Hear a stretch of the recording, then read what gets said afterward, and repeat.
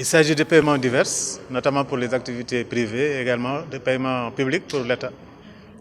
Les deux à la fois ont besoin de numérisation et ça a commencé. Par exemple, au ministère de l'économie et des finances, au niveau de la DGDI, au niveau de la douane, toutes les transactions sont en train d'être numérisées.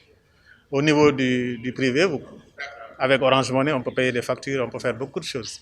Donc c'est un mouvement d'ensemble et mondial. Alors il faut que l'État s'adapte, prenne les choses en main et crée un organe de coordination. C'était un problème de souveraineté nationale.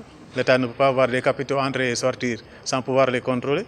Alors qu'avec la digitalisation, maintenant, il y a des mouvements de fonds énormes. On en a parlé, 10 000 milliards, ce n'est pas petit. Rien que pour la diaspora, ce qu'il envoie par année, souvent, si ce n'est pas par valise, c'est par paiement numérique. Au niveau également des collectes, des collectivités locales, les impôts et taxes locales peuvent être payés par...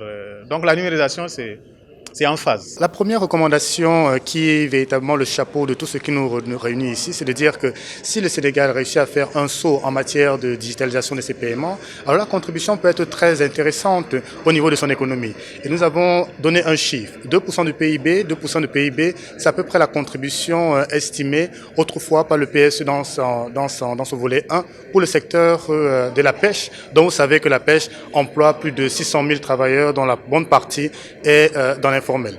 Alors, cette recommandation-là, pour pouvoir atteindre ces impacts que nous venons de parler, cette recommandation nécessite la mise en place au niveau du Sénégal d'une entité dédiée qui va coordonner donc les efforts aussi bien du gouvernement, du secteur privé et des partenaires autour des paiements électroniques.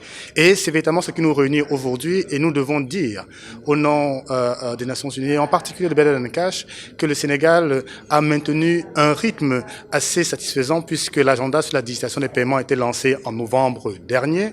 Il y a eu les élections présidentielles, mais nous constatons que le mouvement se poursuit.